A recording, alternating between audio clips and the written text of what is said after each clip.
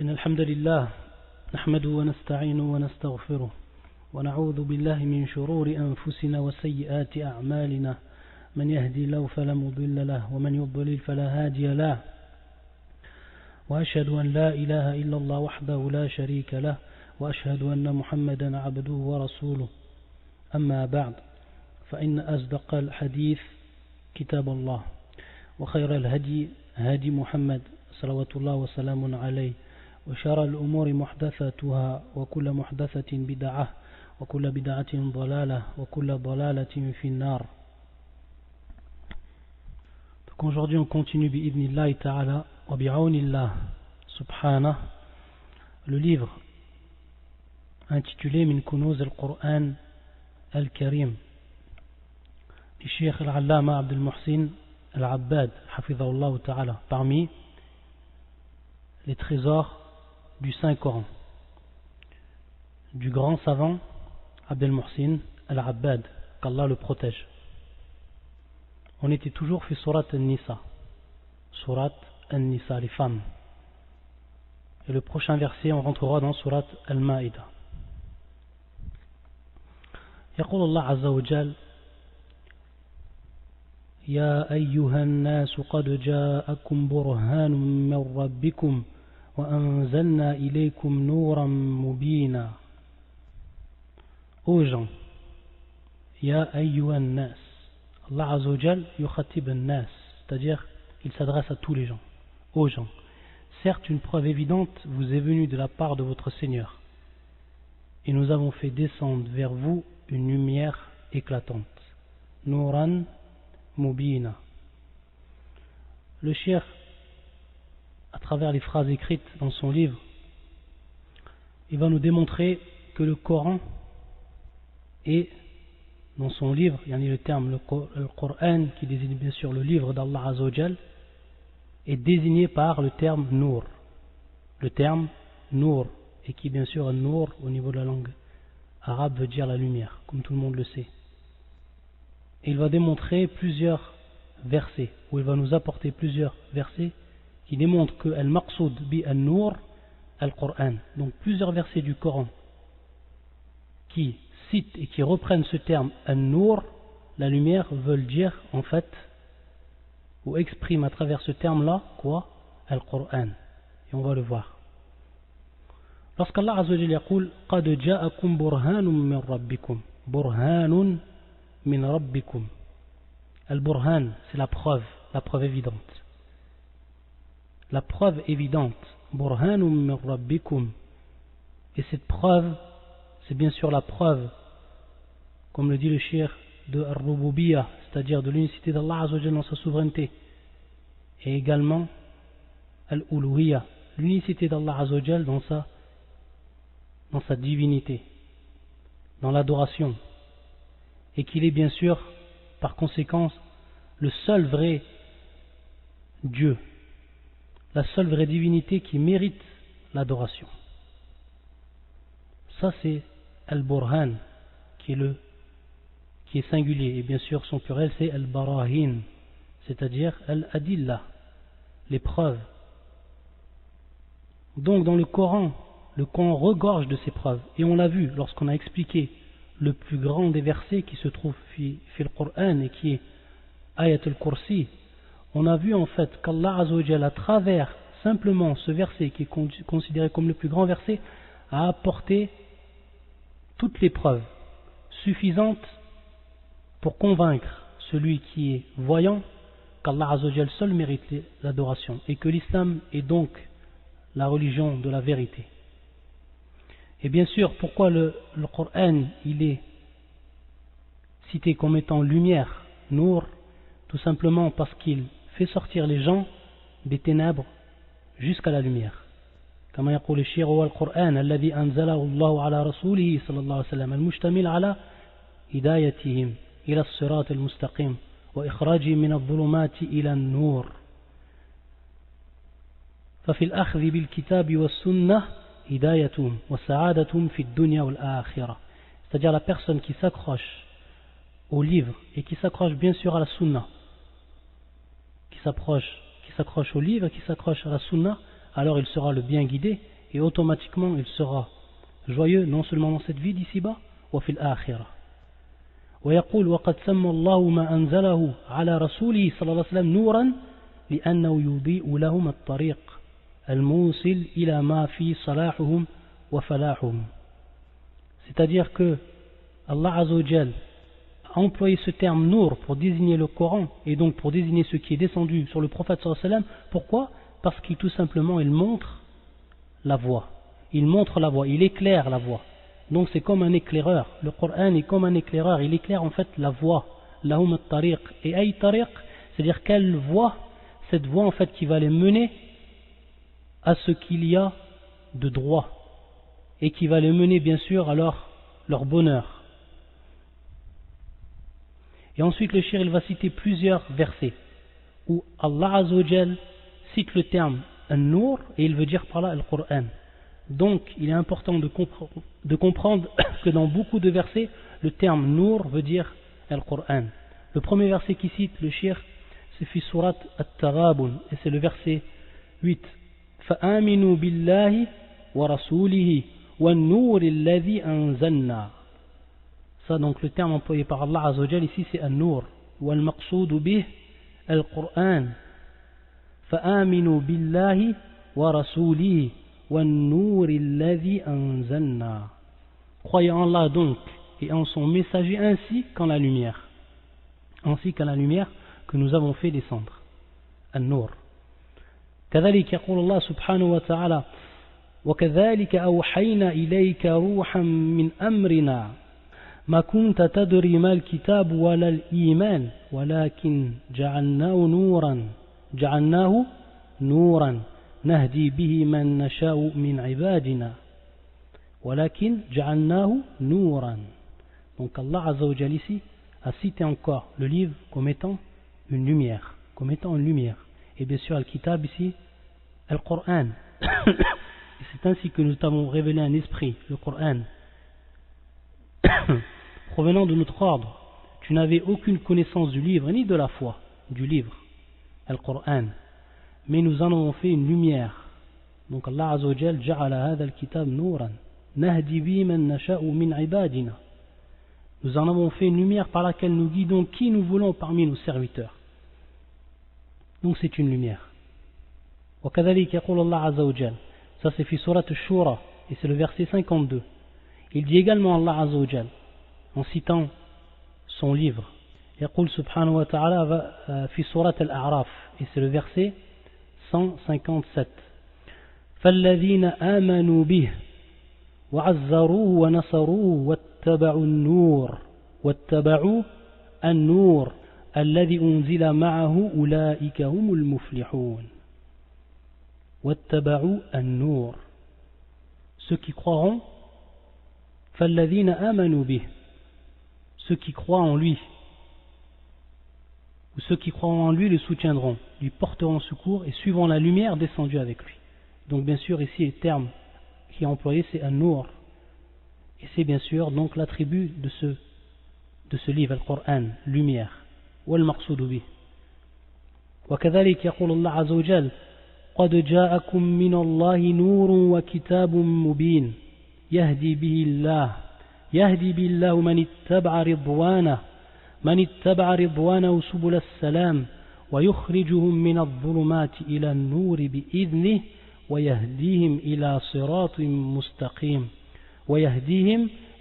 صراط مستقيم. Ça c'est surat Al-Ma'ida. C'est le verset 15 et 16. Une lumière et un livre explicites vous sont certes venus d'Allah. Par ceci, c'est-à-dire le Coran, Allah guide au chemin du salut ceux qui cherchent son agrément. Il les fait sortir des ténèbres à la lumière par sa grâce et il les guide vers un chemin droit. يقول الشيخ وهذا النور المعنوي يزيل الظلمات أو ظلمات الكفر والضلال والجهل. C'est-à-dire cette lumière ici, al-ma'nawi. Donc c'est une lumière qui n'est pas palpable, c'est-à-dire une lumière que seuls en fait les cœurs peuvent voir. Cette lumière-là. Et cette lumière, elle dissipe quoi? Al-dhulumat, c'est-à-dire elle dissipe les ténèbres. Les ténèbres de quoi? Du kufr. Le kufr également, c'est pas quelque chose que l'on peut palper. Ma'nawi, al-kufr. Wa kadhalik al-dalal, l'égarement. Wa kadhalik al-jahl, c'est-à-dire l'ignorance. Toutes ces choses-là qui sont en fait des ténèbres, donc ténèbres de l'ignorance, la ténèbre du kufr, de la mécréance, et les ténèbres de l'égarement, hada an-nur, c'est-à-dire le Coran, il les dissipe. Kama yuzil an-nur al-hissi dhulumat al-layl.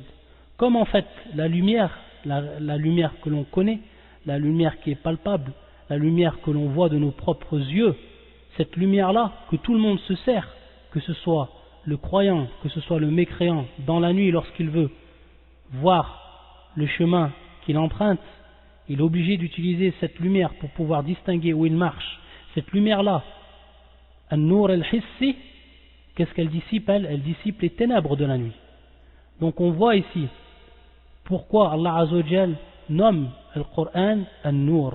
Pourquoi Allah Azza wa Jal nomme le Coran an-nur? Parce qu'il dissipe, ce Coran-là il dissipe ce que nous on ne peut distinguer par nos yeux, et qui est bien sûr al-dhulumat, al-kufr, wal-dalal, wal-jahl. Ensuite le Cheikh Hafidhahullah, il passe à Surat al-Ma'ida. Donc ça c'est le dernier des versets qu'il a expliqué et qui concerne Surat al-Nisa. Donc il a pris quelques passages, le Cheikh, et il va faire de même pour ce qui est de Surat al-Ma'ida. Surat al-Ma'ida, la table servie. Et al-Ma'ida, la table servie, on a déjà dit, on a déjà expliqué que ça fait partie des miracles du Coran, c'est-à-dire ikhbar an al-Ma'ida, la table servie qui est descendue et qu'Allah Azza wa Jal a fait descendre comme signe lorsque Isa en a fait la demande, et comme cela bien sûr est détaillé à la fin de la sourate, à la fin de Surat al-Ma'ida. Et pourquoi ça c'est un miracle par rapport aux autres livres? C'est qu'en fait c'est une information qui est en relation avec Isa, donc qui est en relation directe avec ceux qui prétendent suivre Isa, mais qui en réalité ne le suivent pas, et bien sûr les chrétiens. Ils ne le suivent pas tout simplement parce qu'ils ne suivent pas la croyance à laquelle il a appelé Jésus. Il a appelé à adorer un seul Dieu. Il a appelé à être considéré comme un envoyé et un adorateur comme les autres hommes à ce statut, mais qui se distingue bien sûr par la prophétie. Al-Ma'ida, ça n'est pas cité non dans la Bible, c'est-à-dire dans le Nouveau Testament et dans l'Ancien Testament, également dans la Torah, et ce n'est pas présent, ce khabar, chez les chrétiens ni chez les juifs. Et pourtant, le Coran, quand il est descendu, il est venu avec cette information. Al-Ma'ida, la table servie. Il a expliqué, il est venu avec cette information qui ne se trouve ni dans l'évangile et qui ne se trouve pas bien sûr dans ce qui était falsifié ensuite par les chrétiens et par les juifs, c'est-à-dire que ce soit dans l'Ancien Testament ou que ce soit dans le Nouveau Testament. Donc ça c'est un miracle.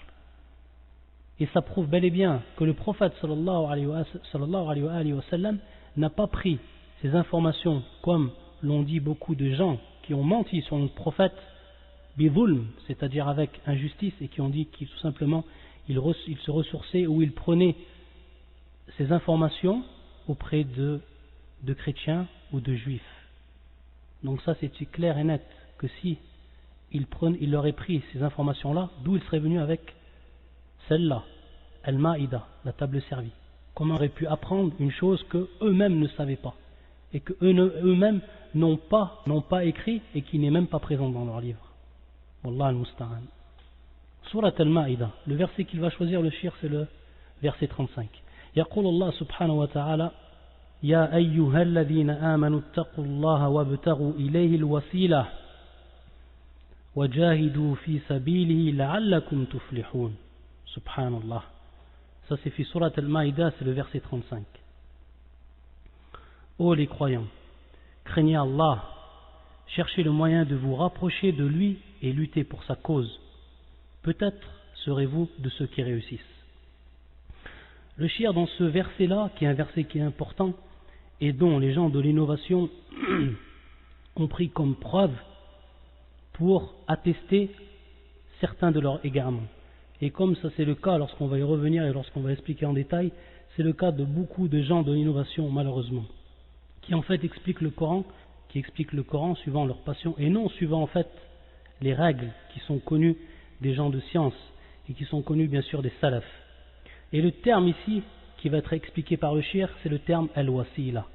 Quelle est en fait la signification de ce terme al-wasila? Donc le terme en arabe qu'il serait bien d'écrire, c'est al-wasila. يقول الله عز وجل وابتغوا إليه الوسيلة وجاهدوا في سبيله. Al-wasila. Le shir va nous expliquer que veut dire ce terme-là. Donc al-wasila, يقول le shir أمر الله في هذه الآية عباده المؤمنين بتقواه وتقرب إليه بالطاعة. والتقوى إذا أفردت تشمل فعل الطاعات وترك المعاصي. طيب.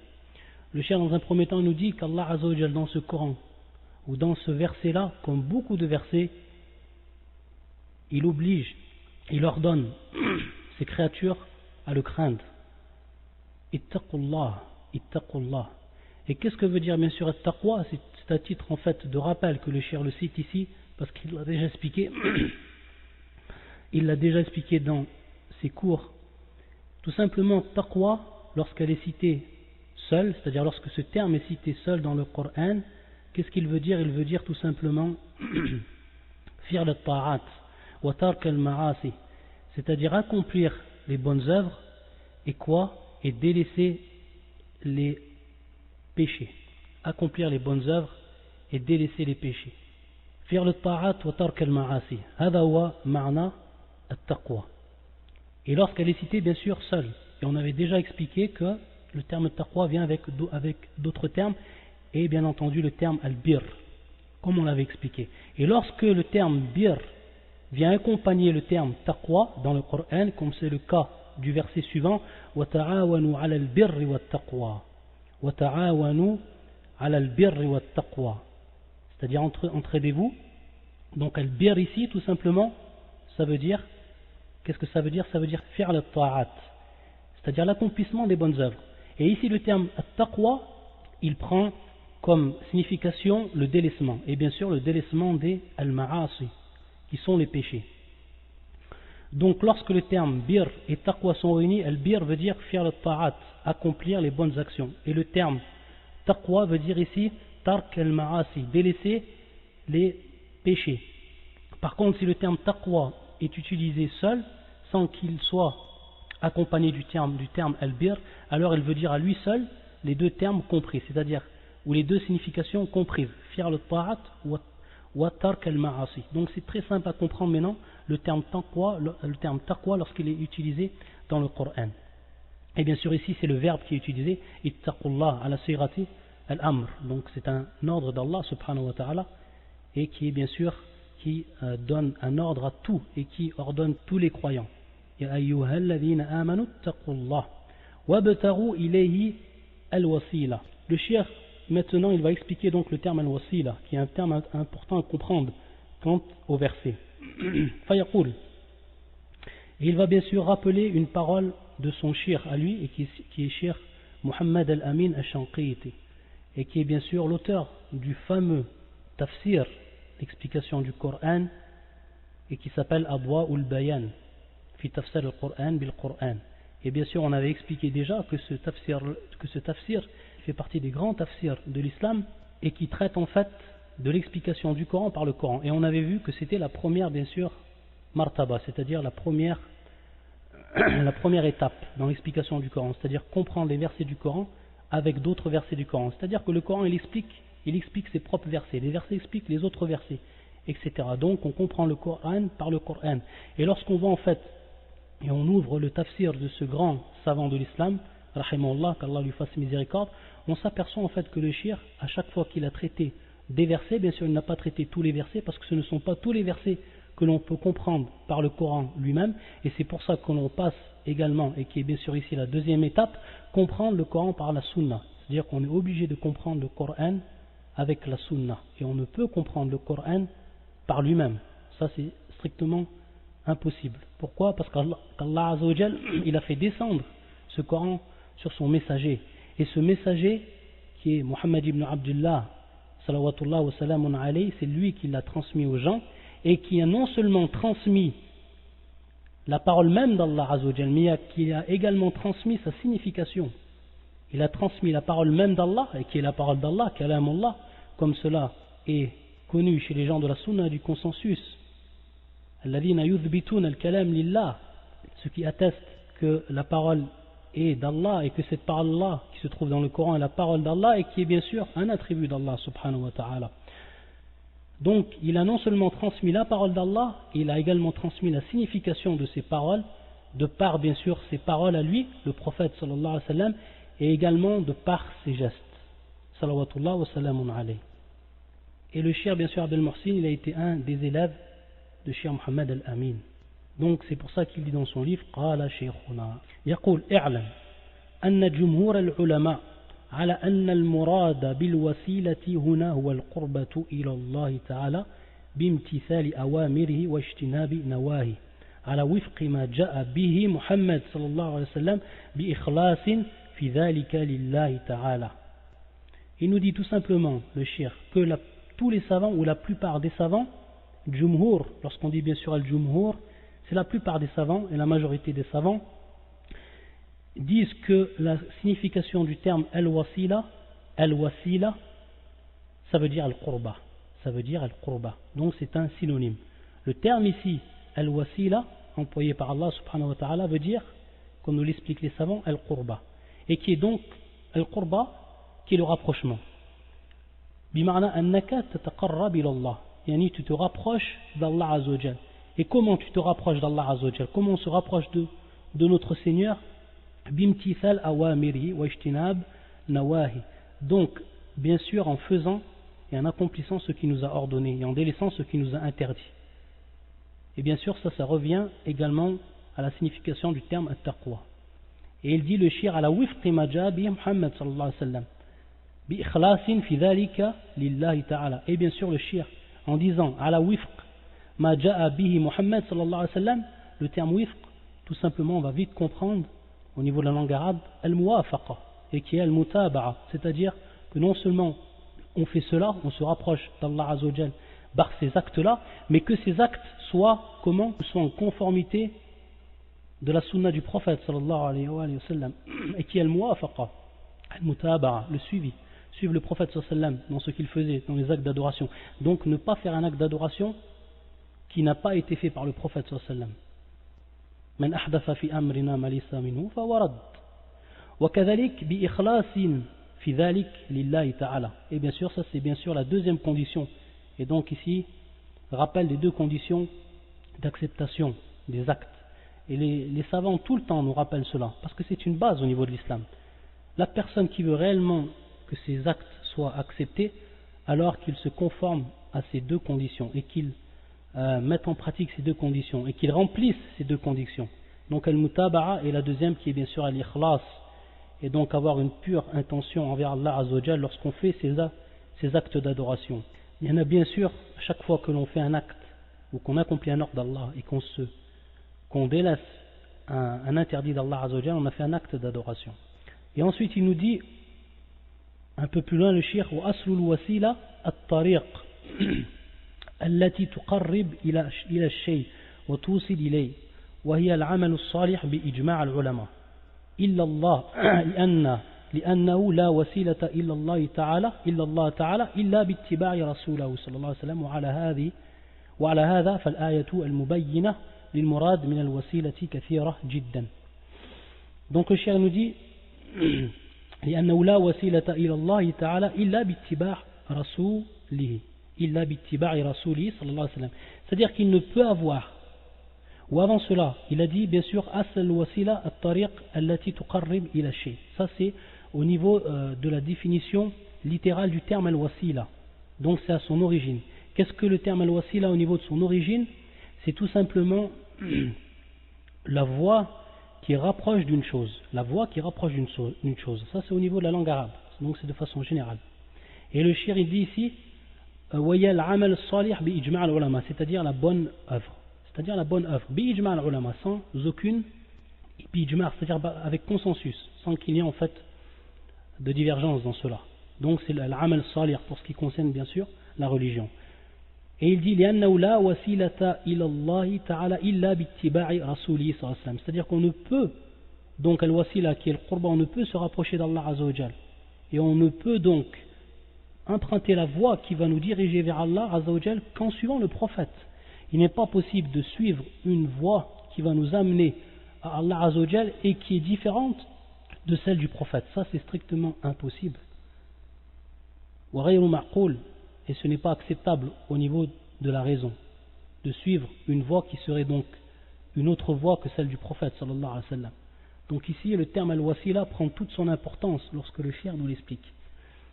Et il nous dit, si maintenant on sait donc le terme, qu'est-ce que veut dire en fait le terme al-wasila, et que c'est en fait la voie qui va nous mener à Allah Azza wa Jal, et que cette voie là c'est celle du prophète sallallahu alayhi wa sallam, alors il nous dit les versets qui mettent en valeur et qui nous précisent cela, ils sont beaucoup dans le Coran.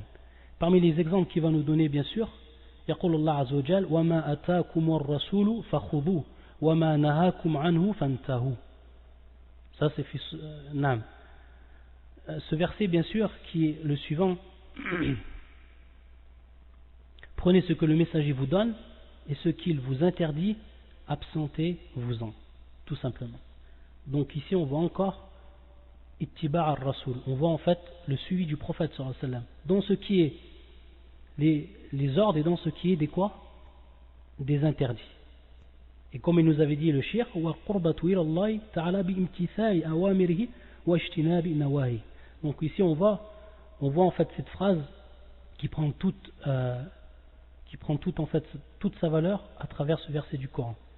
Et وكذلك وقوله قل أطيعوا الله وأطيعوا الرسول, c'est-à-dire suivez Allah Azza wa Jal et suivez son prophète, qui fait surat An-Nur et qui est le verset 54. Et beaucoup de versets vont dans le même sens. Et ensuite, lorsqu'il a dit bien sûr أن جمهور العلماء أن المراد بالوسيلة هنا هو القربة, il a voulu par là dire que il y a d'autres savants qui ont dit que معنى الوسيلة ce n'était pas al-qurba, mais c'était en fait al-haja. Al-haja. Et al-haja, c'est bien sûr un autre terme qui est employé. Et cette explication du terme al-wasila par al-haja, elle est venue de la part de Ibn Abbas. Elle était rapportée par Ibn Abbas, radiyallahu ta'ala anhuma. Et en fait, le shir, il va nous expliquer tout simplement que même en expliquant le terme donné par Ibn Abbas au niveau de la signification du terme al-wasila qui veut dire donc al-haja, et al-haja c'est un terme qui est général qui veut dire donc le besoin. فيقول وعلى هذا القول الذي روي عن ابن عباس فالمعنى وابتغوا إليه الوسيلة اطلبوا حاجتكم من الله لأنه وحده هو الذي يقدر على إعطائها. Il nous dit tout simplement, lorsqu'on comprend donc ce terme-là, ibtaru ilayhi al-wasila, et on le remplace donc au niveau de la compréhension par le terme al-haja, c'est-à-dire demander à Allah Azza wa Jal votre besoin, ce dont vous avez besoin, ce dont vous avez besoin. Et tout simplement, c'est demander à Allah Azza wa Jal ce que seul Allah Azza wa Jal est capable de faire. Et personne ne peut donner ou ne peut apporter le besoin qu'à l'homme, si ce n'est Allah Azza wa Jal. Et il va nous expliquer maintenant ce verset par un autre verset. فيقول الله عز وجل إن الذين تعبدون من دون الله لا يملكون لكم رزقا فابتغوا عند الله الرزق واعبدوه الآية وقوله واسألوا الله من فضله الآية وفي الحديث وإذا سألت فاسأل الله. Donc le shir il va revenir maintenant suivant donc l'explication d'Ibn Abbas avec d'autres versets qui mettent en valeur l'explication qui nous est maintenant donnée. Donc, le verset qu'il a cité, c'est le suivant Innal ladhina ta'buduna min dunillahi la yamlikuna lakum rizqa fabtaghu 'indallahi ar-rizqa wa'budu. Et bien sûr, le terme ici, rizqa, ça va venir dans la même signification du terme haja. Ar-rizq, qui est ce dont on a besoin. Le terme rizq, c'est un terme qui est général. et tout ce dont on a besoin. Ce n'est pas non seulement que la nourriture, le manger, tout ce que la personne a besoin. C'est un risque de la part d'Allah Azza wa Jal. Même le fait qu'Allah Azza wa Jal nous donne des enfants, c'est considéré également comme un risque de la part d'Allah subhanahu wa ta'ala. Et donc le verset c'est le suivant: ceux que vous adorez en dehors d'Allah ne possèdent aucun moyen pour vous procurer, donc le terme risque, votre besoin. Recherchez votre subsistance auprès d'Allah et adorez-le. Donc ici, Allah Azza wa Jal, il nous fait part et il nous dit dans ce verset-là qu'il faut tout simplement rechercher la subsistance dont on a besoin auprès de lui, et que ceux que vous adorez en dehors de lui, donc ici il fait allusion bien sûr aux mushrikoun, il met le point sur les mushrikoun et il fait voir en fait leur égarement, c'est-à-dire que vous adorez ceux qui ne possèdent même pas ce dont vous leur demandez, et qui est bien sûr le besoin, ce dont vous avez besoin, al-rizq, al-wasila, qui est bimarna huna al-haja.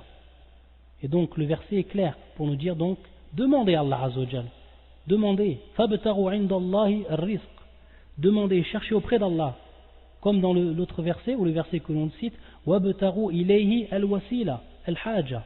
Taïb, wa kadhalik l'autre verset, wa'budu, et bien sûr adorez-le, parce que celui dont seul est capable de vous donner votre subsistance, c'est lui donc seul qui mérite l'adoration. Wa qawlu was'alullaha min fadli. C'est également pareil, was'alu, c'est-à-dire demander à Allah Azza wa Jal. Demandez de par sa grâce, subhanahu wa ta'ala. Et comme aussi dans le verset, ou comme dans le hadith, wa idha sa'alta fas'alillah. Si tu demandes, alors demande à Allah Azza wa Jal. Si tu demandes, demande à Allah Azza wa Jal ton besoin. Et également, pour comprendre la parole de Ibn Abbas et voir qu'il n'y a aucune, au niveau de la signification générale, il n'y a aucune en fait contradiction avec l'explication que donnent les versets. La plupart des savants lorsqu'il dit Al-Qurba, on a dit que Al-Qurba en fait c'est ce qui va nous permettre d'arriver à Allah Azza wa Jal. Et donc bien sûr c'est l'adoration, c'est-à-dire qu'on va adorer Allah lorsque maintenant je fais les bonnes œuvres et je délaisse les mauvaises œuvres et je le fais suivant la sunna du prophète sallallahu alayhi wa sallam, c'est une adoration. Et donc Al-Hajj, le fait de demander à Allah Azza wa Jal, n'est-ce pas une adoration? Bien sûr, ça fait partie aussi de l'adoration. Le fait que tu demandes à Allah Azza wa Jal ce dont tu as besoin, ça fait partie de l'adoration. Donc on a tahqiq al-ibada, c'est la concrétisation de l'adoration. Donc tu as concrétisé l'adoration par ce verset. Si tu appliques ce verset, tu concrétises l'adoration d'Allah subhanahu wa ta'ala. Donc que tu traduises ou que tu expliques le terme par le terme al-qurba ou al-haja, ça revient en fait au même sous cet aspect-là. Donc il n'y a pas de contradiction entre l'explication donnée par Ibn Abbas avec le terme al-haja et le terme donné par la plupart des savants par al-qurba. Et si le shir en fait il insiste sur ce terme al-wasila, comme je l'ai dit, c'est que beaucoup de personnes ont pris ce terme-là, al-wasila, pour en fait appuyer leur égarement. Et c'est ce que va nous dire également le shir Muhammad al-Amin. Et il nous dit que al-wasila, et il va faire bien sûr, il va répondre et il va réfuter ce que prétendent beaucoup de soufis. Qu'est-ce qu'ils prétendent en fait lorsqu'ils viennent à l'explication de ce verset? Wa yaqulun wabtaru, lorsqu'ils citent le verset d'Allah, wabtaru ilayhi al-wasila, qu'est-ce qu'ils disent al-wasila? Qu'est-ce que veut dire al-wasila? C'est al-shir alladhi yakun lahu wasita baynahu wa bayna rabbih, baynahu wa bayna rabbih. Ça c'est ce qu'explique en fait كما يقول الشيخ أتباع الجهال المدعين للتصوف أن المراد بالوسيلة في الآية الشيخ. Vous savez que chez les soufis ils ont en fait ce qu'on appelle la tariqa, c'est-à-dire une voie qui va mener à Allah. Lorsqu'il dit une voie, eux il leur faut une voie en fait pour qu'ils mènent à Allah, comme s'ils n'avaient pas trouvé une voie dans la voie du prophète sallallahu alayhi wa sallam. Shay'un ajib. Comme s'ils avaient besoin en fait d'inventer une autre voie qui n'est pas celle du prophète sallallahu alayhi wa sallam pour arriver à Allah. Hada ajib. C'est une chose qui est étonnante lorsqu'on réfléchit sur la base de leur égarement. C'est quelque chose qui est étonnant, très étonnant, une chose très étonnante, que d'essayer et d'inventer une voie qui est différente de celle du prophète sallallahu alayhi wa sallam pour aller et pour se diriger vers Allah subhanahu wa ta'ala. Et bien sûr chaque tariqa, c'est-à-dire que bien sûr ils sont divisés. Il y a beaucoup de soufis dans le monde entier et que chacun ils ont une tariqa. Chacun en fait ils ont une voie bien précise, une voie qui est à eux. Et que en fait celui qui va suivre cette voie-là, il va arriver à Allah Azza wa Jal et il va en fait devenir, il va faire partir des rapprochés d'Allah Azza wa Jal. Et donc, à la kulli hal, sans s'étaler sur l'égarement de ces gens-là qui est clair, lorsqu'on regarde tout simplement la base de raisonnement de leur minhaj, parce que c'est une voie également, on peut appeler ça également minhaj, c'est-à-dire quelle voie ils ont emprunté pour comprendre l'islam et pour appliquer cet islam. Ils disent au niveau du terme al-wasila que c'est le shir. Et donc le shir, c'est la personne en fait qui va être entre celui qui veut se diriger vers Allah Azza wa Jal, et sa propre personne. C'est donc un intermédiaire. C'est pour ça que le shir dit wasita. Donc eux ils expliquent le terme al-wasila, wabtaru ilayhi al-wasila, c'est-à-dire le shir. C'est-à-dire que tu ne pourras advenir et tu ne pourras arriver et te rapprocher d'Allah Azza wa Jal qu'en passant par ce que va te dire le shir, ou en passant par ce que va t'ordonner le shir, par ce que va t'interdire le shir. Tout ce que le shir te dit de faire, tu devras le faire. Limada? Parce qu'Allah Azza wa Jal dit dans son Coran, wabtaru ilayhi al-wasila. Ajib. وابتغوا إليه الوسيلة. الوسيلة معناها الشيخ. Regardez كما يقول الشيخ التلاعب بكتاب الله. هذا هو التلاعب بكتاب الله. C'est-à-dire on s'amuse avec les versets du Coran. On les explique suivant sa passion, comment on a envie de les prendre. Ça c'est ce qu'on appelle le talaoub. Allah al-Musta'an. Comment on fait les chrétiens, comment on fait les juifs avec les versets du Coran. Ils se sont amusés avec les versets du Coran. Ils ont compris, ils ont employé les versets du Coran suivant leur passion. Allah al-Musta'an. C'est pour ça qu'il y a le shir أنه تخبط في الجهل والعمى والضلال مبين. Et il dit, à partir de là, il n'y a plus de différence entre les mushrikines et entre eux. Pourquoi? Parce que Allah Azza wa Jal yaqul, lorsqu'il parle des mushrikines, il dit, et lorsqu'il rappelle leurs paroles, il dit Ma na'buduhum illa liyuqarribuna ila Allahi zulfa. هذا كلام المشركين ما نعبدهم إلا ليقربونا إلى الله زلفى. Lorsqu'on leur demande pourquoi vous adorez ces statues, pourquoi vous adorez ces choses en dehors d'Allah Azza wa Jal de façon générale, ils répondent Ma na'buduhum illa liyuqarribuna ila Allahi zulfa. Ça c'est leur réponse. Nous ne les adorons que pour qu'ils nous rapprochent davantage d'Allah. Et nan, on voit ici le terme qui est employé. Liyuqarribuna, ça c'est leur shubuhat. Ça c'est en fait, c'est leur ambiguïté. Ils disent liyuqarribuna. Donc le terme employé ici c'est le verbe qui vient bien sûr du terme al-qurba. Donc on voit encore au niveau de la langue, on voit en fait le rapprochement avec le terme al-wasila. Pour que l'on comprenne en fait que lorsqu'ils ont dit, ils ont expliqué les soufis et al-wasila, ils ont tout simplement voulu dire une personne ou un intermédiaire que l'on met entre nous et Allah Azza wa Jal pour se rapprocher d'Allah Azza wa Jal. Et c'est exactement la parole des mushrikoun, la parole des associateurs. C'est leur parole exactement comme Allah Azza wa Jal l'a cité dans son Coran. Ma na'buduhum illa liyuqarribuna ila Allahi zulfa. Donc c'est la même chose. C'est la même chose, exactement la même chose. Toute personne qui prend un intermédiaire entre lui et Allah Azza wa Jal, alors sache qu'il est tombé dans le shirk, dans l'associationnisme. وَقَوْلُوا وَيَقُولُونَ هَؤُلَاءِ شُفَعَاؤُنَا عِنْدَ اللَّهِ قُلْ أَتُنَبِّئُونَ اللَّهَ بِمَا لَا يَعْلَمُ فِي السَّمَاوَاتِ وَلَا فِي الْأَرْضِ بِمَا لَا يَعْلَمُ فِي السَّمَاوَاتِ وَلَا فِي الْأَرْضِ سبحانه وتعالى عما يشركون. Il dit Allah Azza wa Jal, le sens de ce verset, ceux-ci sont nos intercesseurs auprès d'Allah, intercesseurs. Shufa'auna indallah, ceux-ci sont nos intercesseurs auprès d'Allah. Dit, informez-vous Allah de ce qu'il ne connaît pas dans les cieux et sur la terre, subhanallah. Subhanahu wa ta'ala amma yushrikun. Regardez comme Allah Azza wa Jal a désigné en fait cette parole et cet acte-là comme étant du shirk. Subhanahu wa ta'ala amma yushrikun. Pureté à lui est très élevée au-dessus de ce qui lui associe. Ce qui lui associe, c'est du shirk. C'est du shirk, le fait de placer des gens, de les mettre comme intercesseurs, de les placer comme des al-wasa'it, comme des intermédiaires entre toi et Allah, subhanahu wa ta'ala. Et c'est ce qu'ont fait ces gens-là lorsqu'ils ont tout simplement innové dans leur religion et pris une voie qui n'est pas celle du prophète sallallahu alayhi wa sallam et placé des gens placer des gens qui les prennent comme adoration, parce que le fait de suivre une personne, de faire tout ce qu'elle fait et de lui obéir au doigt et à l'œil, même si ça contredit la religion, c'est un acte bien sûr d'adoration. Wallah al-musta'an. Et c'est le cas de ces gens-là qui ont suivi donc ces voies de soufisme. Wallah al-musta'an. Et c'est pour ça que le cheikh, il termine sa phrase en disant, cheikh Muhammad, rahimahullah, فيجب على كل مكلف أن يعلم أن الطريق الموصلة إلى رضا الله وجنته ورحمته هي اتباع الرسول صلى الله عليه وسلم.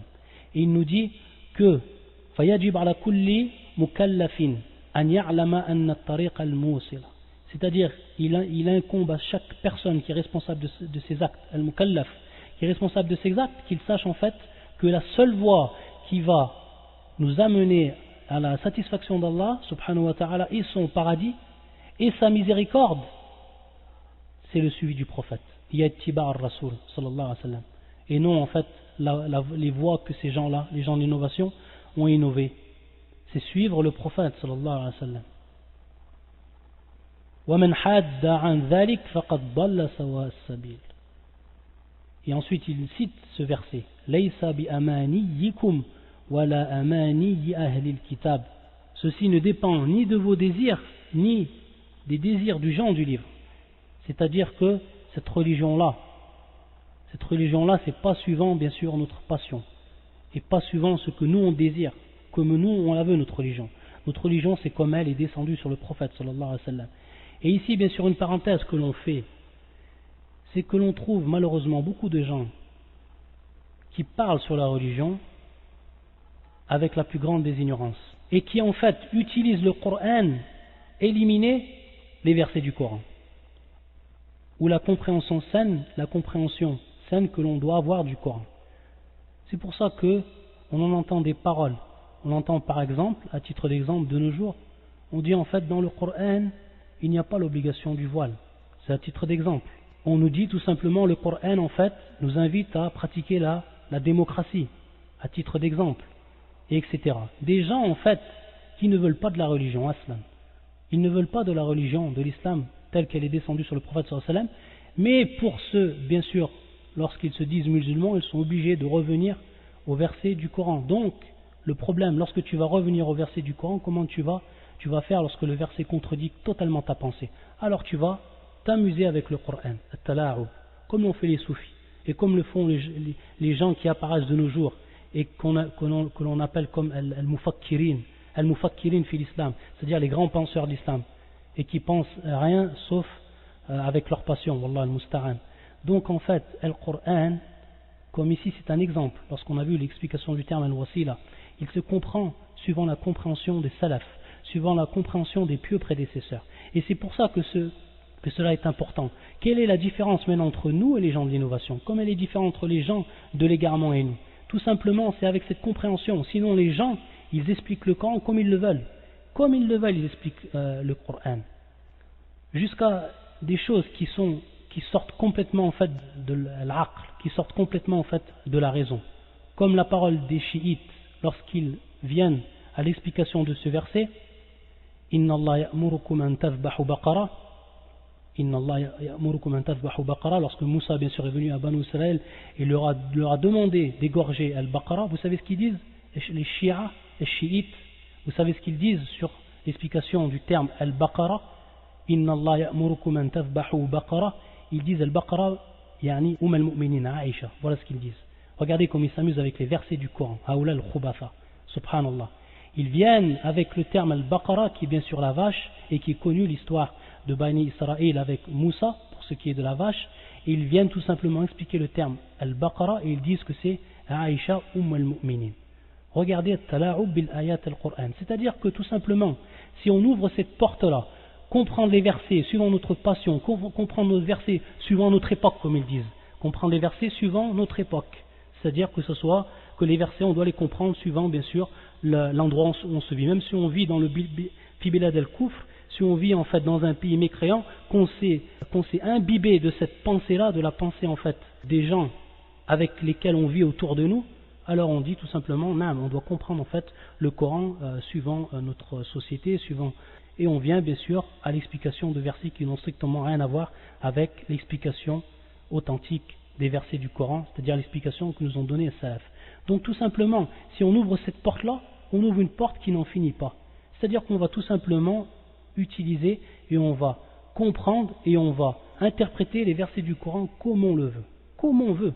C'est-à-dire après il ne reste plus de dîmes, c'est terminé. C'est une porte qu'on a ouverte et qu'on ne refermera plus. Et c'est comme on fait bien sûr les juifs et les chrétiens avec leurs livres. Donc, ô les musulmans, cette compréhension du livre d'Allah Azzawajal, à l'exemple qu'on a donné, un exemple concret, il se fait par la compréhension des pieux prédécesseurs. Il se fait par la compréhension que le prophète sallallahu alayhi wa sallam nous a enseigné et que ces gens-là, les compagnons et ensuite ceux qui les ont suivis, nous ont retransmis. Et qui sont, alhamdulillah, wa min fadlillah Azzawajal, hada min rahmatillah, ceci ça fait partie bien sûr de la miséricorde d'Allah Azzawajal, c'est que ces explications, elles sont écrites et elles sont présentes dans les tafasir. Lorsqu'on va dans les bibliothèques, on trouve, alhamdulillah, tous les tafsirs qui sont écrits, qui ont été révisés, c'est-à-dire muhaqqaq, et que l'on peut ouvrir et comprendre. Alhamdulillah min fadlillah Azzawajal. C'est que cette science-là, Allah Azzawajal, il l'a préservée. Il l'a préservée dans un premier temps, fi sudur al-ulama, c'est-à-dire dans le cœur des savants, dans la poitrine des savants. Et il l'a conservée également dans ses livres. Mais bien sûr, ces livres-là ne suffisent pas.